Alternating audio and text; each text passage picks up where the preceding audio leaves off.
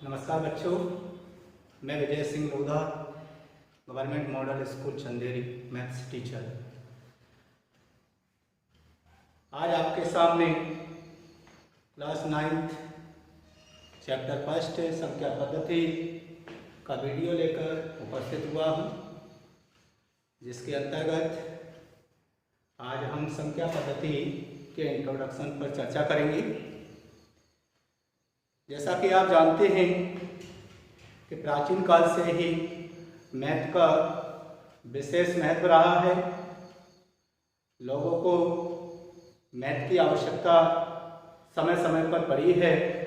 पुराने समय में ज्योतिषी में भी मैथ का उपयोग हुआ है तथा जीवन के हर क्षेत्र में मैथ का उपयोग हुआ है, ऐसा आप जानते हैं।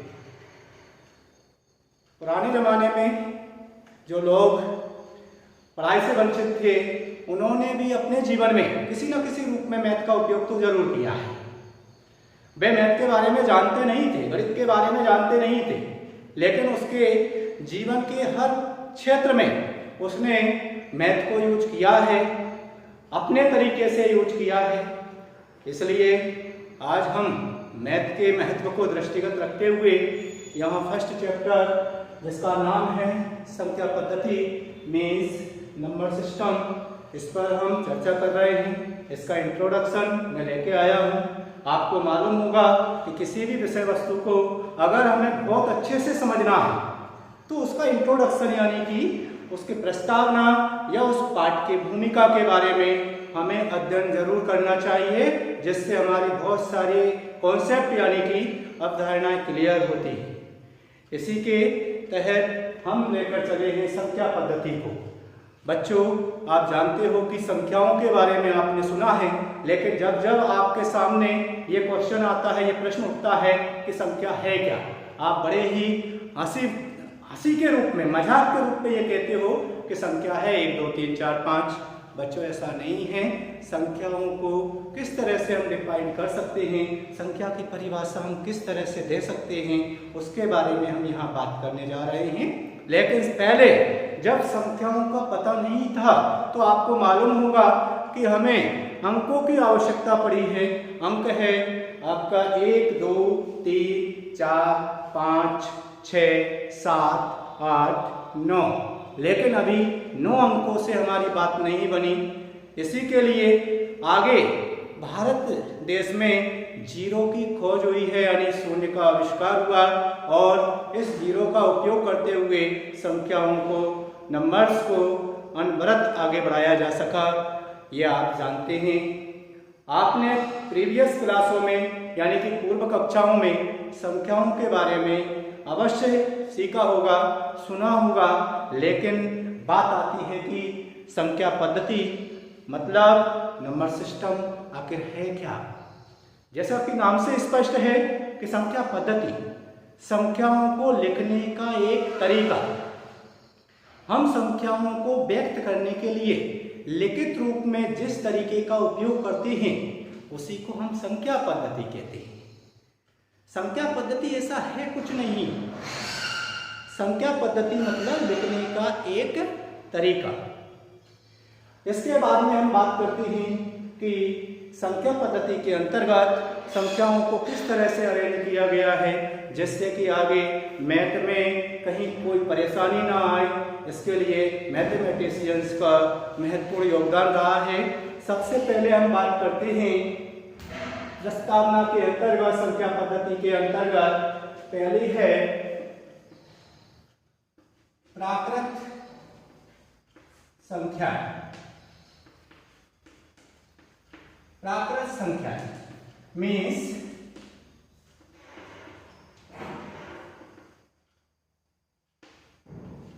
Natural numbers. नेचुरल नंबर्स प्राकृत संख्या मीन्स नेचुरल नंबर्स, या प्राकृत संख्याओं को आप कहें कि प्राकृतिक संख्याएं भी कहा जाता है। आखिर इनका प्राकृत संख्याएं नाम क्यों रखा गया है, इसके बारे में आप उस शब्द के अर्थ से ही पता लगा लोगे कि प्राकृत यानी कि प्रकृति से संबंधित कोई चीज, कोई गणना प्राकृतिक संख्याएं यानी प्रकृति से रिलेटेड संख्याएं, जिन संख्याओं का उपयोग हम प्रकृति में जितनी भी सजीव और निर्जीव वस्तुएं हैं उनको गिनने के लिए करते हैं, यानी कि लिविंग और नॉन लिविंग थिंग्स को काउंट करने के लिए हम जिन संख्याओं का उपयोग करते हैं उन्हीं को कहते हैं प्राकृत संख्याएं या नेचुरल नंबर्स। जैसे कि 1 2 3 4 5 6 एंड बहुत सारी संख्याएं, अनंत या इनफाइनाइट, ये सभी संख्याएं प्राकृत संख्याएं हैं। अगर हम इसकी परिभाषा की ओर देखें तो परिभाषा ले सकते हैं प्राकृत संख्याओं की, सभी धनात्मक संख्याएं, सभी धनात्मक संख्याएं प्राकृत संख्याएं या प्राकृतिक संख्याएं कहलाती है।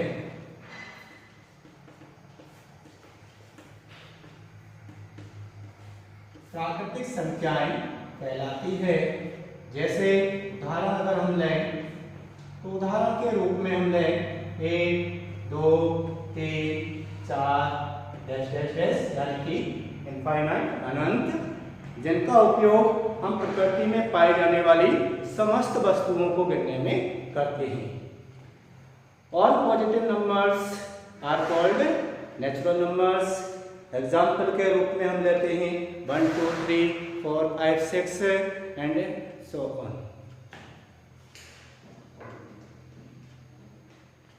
इसके बाद में हम बात करते हैं कि प्राकृतिक संख्याएं तो ठीक है, लेकिन आगे बढ़ते हैं तो दूसरी जो संख्याएं हैं, इससे आगे संख्याएं जो है वो है पूर्ण संख्याएं यानी कि होल नंबर्स।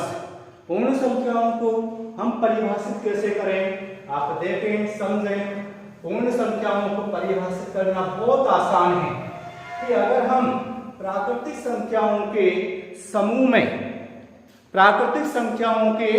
समूह में अगर जीरो को और शामिल कर दिया जाए तो हमें एक समूह, एक ग्रुप प्राप्त होगा, उसी को हम कहेंगे पूर्ण संख्याएं। उस समूह को हम कहेंगे पूर्ण संख्याएं। जैसे पूर्ण संख्याओं को हम देखें, पूर्ण संख्याओं का मीन्स है होल नंबर्स।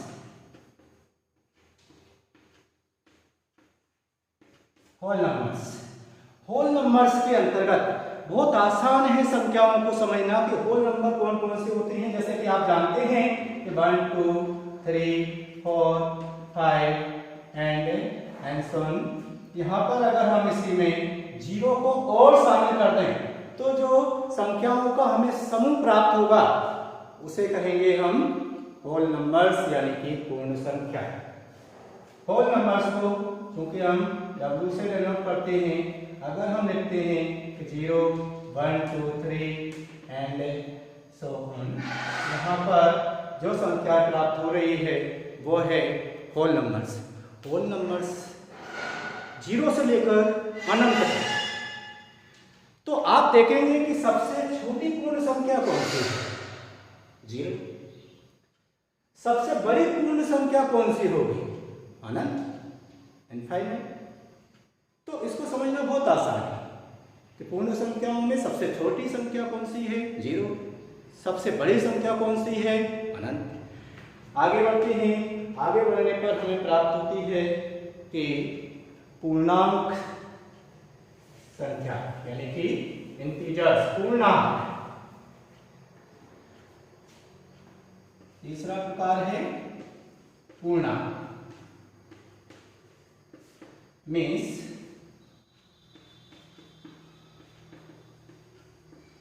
इंटीजर्स। पूर्णांक, पूर्ण के बाद पूर्णांक।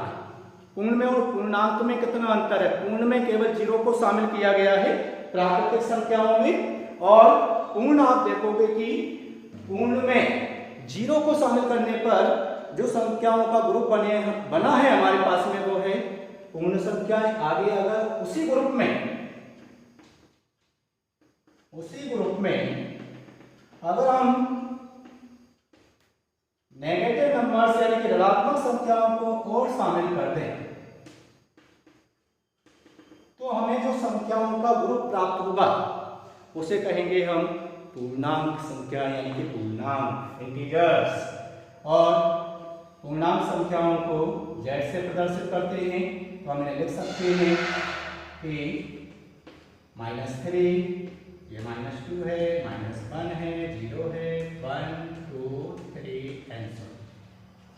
ये सारी संख्याओं का जो ग्रुप है वो है पूर्णांक संख्याएं। बहुत आसानी से आपने समझा कि प्राकृतिक संख्या यानी प्रकृति की जो वस्तुएं हैं उन्हें गिनने के लिए जिन संख्याओं को यूज करते हैं वो प्राकृतिक संख्याएं हैं। प्राकृतिक संख्याओं के समूह में अगर हम 0 को शामिल कर दें तो वो आपकी पूर्ण संख्या यानी कि होल नंबर्स है। होल नंबर्स यानी कि हम कह सकते हैं collection of natural numbers and zero it's called whole number या आर कॉल्ड होल नंबर्स। इसके आगे हम बढ़ते हैं इंटीजर्स के बारे में। अगर हम डिफाइन करें तो उसकी परिभाषा है कि अगर हम परिभाषा को भी आप समझे, बहुत आसान है बच्चों परिभाषा को समझना। परिभाषा है कि पूर्ण संख्याएं को ले लें, पूर्ण संख्याओं एवं ऋणात्मक संख्याओं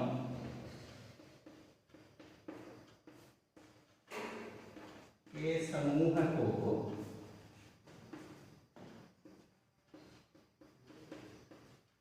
पूर्णांक संख्याएं कहते हैं।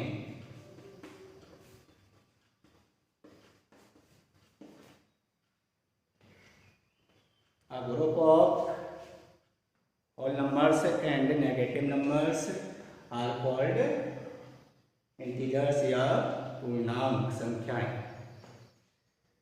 अभी आपको उदाहरण दिया ही था हमने, उन्हीं संख्याओं को लिखने का एक तरीका है, जैसे कि 0 1 2 3 4 एंड सो ऑन। इन्हीं में शामिल किया हमने नेगेटिव नंबर्स को, तो जो ग्रुप प्राप्त हुआ है वो है आपकी पूर्णांक संख्याएं और इसे z से प्रदर्शित करते हैं। आगे बढ़ते हैं, आगे है आपका रेशनल नंबर्स यानी कि परिमेय संख्याएं। बच्चों आपको पता होगा कि जो परिमेय संख्याएं हैं, परिमेय संख्याएं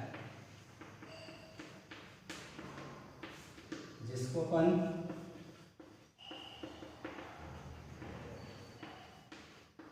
रेशनल नंबर्स भी बोलते हैं। परिमेय संख्याएं प्राकृतिक संख्याएं, पूर्ण संख्याएं, पूर्णांक। लेकिन इसके बाद आप देखोगे तो कुछ संख्याएं, कुछ नंबर्स ऐसे होते हैं जो अपूर्ण रहते हैं, यानी कि जिनको अंश बटे हर के रूप में लिखा जाता है,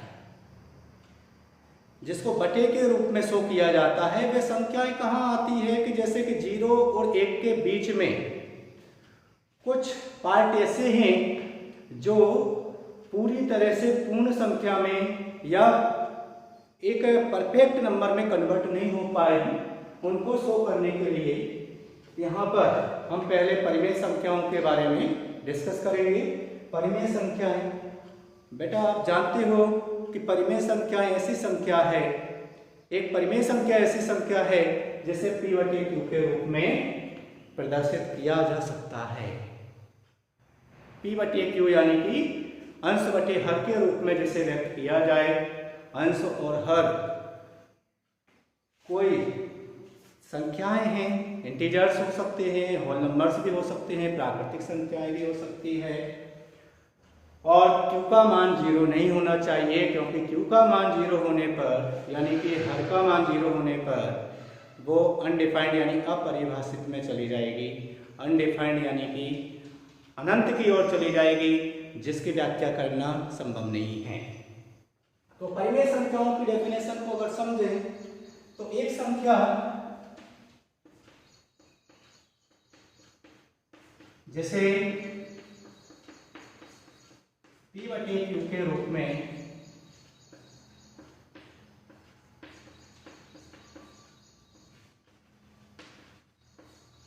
लिखा जा सकता है।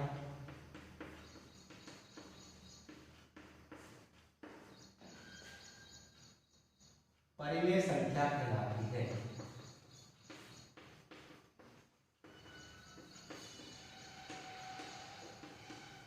क्या कहलाती है? परिमेय संख्या। A number which can be written in the form P/Q, where P and Q are integers and Q not is equal to 0, जहाँ पर Q का मान 0 नहीं होना चाहिए और P, Q क्या है? P, Q पूर्णांक है तथा Q का मान 0 नहीं होता। आप इसे आसानी से चार्ट के माध्यम से भी समझ सकते हैं। पहले हमने देखा प्राकृतिक संख्याएं, नेचुरल नंबर्स, यानी कि 1 2 3 4 5। अगर इन्हीं नेचुरल नंबर्स में प्राकृतिक संख्याओं में 0 को और शामिल कर दें तो हमें जो संख्याओं का ग्रुप प्राप्त होगा वो है पूर्ण संख्याएं। अगर पूर्ण संख्याओं में ऋणात्मक यानी कि नेगेटिव नंबर्स को और शामिल कर दें तो वो आपकी पूर्णांक संख्याएं कहलाएंगे, इंटीजर्स कहलाएंगे। और अगर हम देखें कि इन्हीं प्राकृतिक संख्याएं, पूर्ण संख्याएं और पूर्णांक में बटे वाले यानी P/Q के रूप की संख्याओं को और इंक्लूड कर दें, शामिल कर दें तो हमें संख्याओं का जो समूह प्राप्त होगा वो है परिमेय संख्याएं यानी कि रेशनल नंबर्स। अब बात आती है कि और संख्याएं नहीं होती है क्या? होती है, संख्याएं और भी होती है। कैसे पता लगे कि और होती है संख्याएं? कुछ संख्याएं ऐसी होती है कि दशमलव के बाद यानी कि पॉइंट के बाद रुकती नहीं है। जब हम अंश में हर से डिवाइड करते हैं यानी कि न्यूमरेटर में, अगर हम न्यूमरेटर में डेनोमिनेटर यानी कि हर से भाग दें तो कुछ संख्याएं ऐसी होती है कि दशमलव के बाद लगातार आगे बढ़ती चली जाती है, यानी कि उनकी आवृत्ति भी हो सकती है और आवृत्ति ना भी हो यानी पुनरावृत्त ना भी हो, ऐसी संख्याएं हमें प्राप्त होती रहती है। तो हम यहाँ बात करेंगे फिर से कि परिमेय संख्याओं की और क्या डेफिनेशन हो सकती है। अ नंबर एक ऐसी संख्या which can be represented या denote in the form P/Q. P and Q are integers and Q is not equal to 0। इस डेफिनेशन को अभी हमने समझा, लेकिन और भी डेफिनेशन है। A number whose decimal expansion is terminating and non-terminating but repeating is called rational number. यानी कि एक संख्या जिसका दशमलव निरूपण शांत हो या फिर शांत और पुनरावृत्त या आवर्ती हो, इस प्रकार की संख्या को भी हम परिमेय संख्या या रेशनल नंबर कहते हैं। आगे बढ़ते हैं इरेशनल नंबर यानी कि अपरिमेय संख्या। अपरिमेय संख्या क्या है?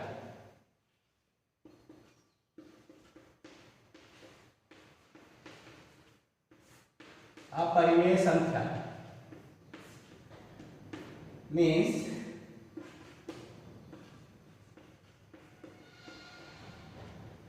Irrational numbers.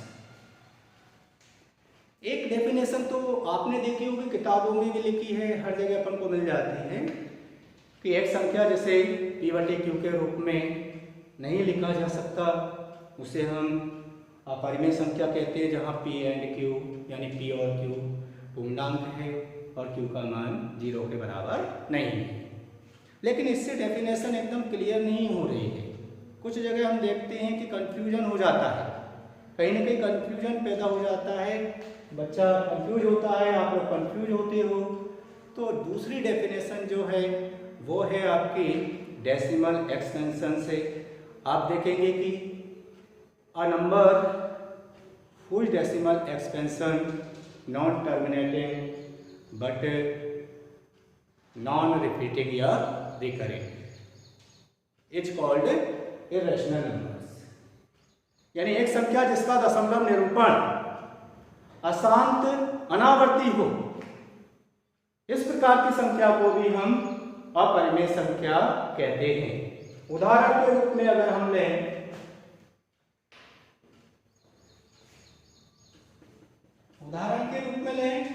तो √2, क्योंकि इसका decimal expansion non terminating non recurring है। ऐसा ही √3 या और भी एग्जाम्पल बहुत सारे हो सकते हैं जिसमें आप देखेंगे कि नॉन टर्मिनेटिंग नॉन रिपीटिंग की कंडीशन आपको दिखेगी। तो इस तरह की संख्याओं को हम अपरिमेय संख्याएं कहते हैं बच्चों। अगर हम परिमेय संख्याओं और अपरिमेय संख्याओं को मिलाकर एक ग्रुप तैयार कर लें तो जो हमें ग्रुप प्राप्त होगा उस ग्रुप को कहेंगे हम वास्तविक संख्या,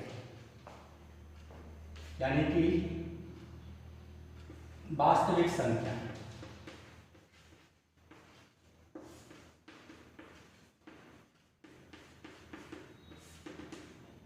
means real numbers।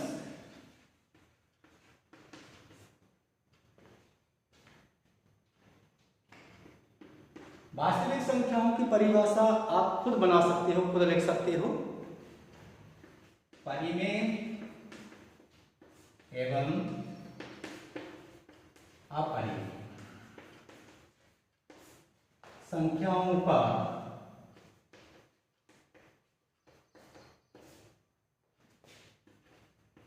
समूह या संग्रह वास्तविक संख्याएं क्या है?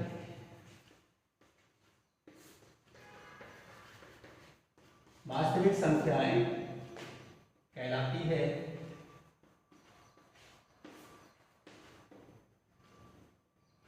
अगर हम परिमेय और अपरिमेय संख्याओं का एक समूह बना लें, means collection of rational numbers and irrational numbers are called real numbers। वास्तविक संख्या मीन्स रियल नंबर्स।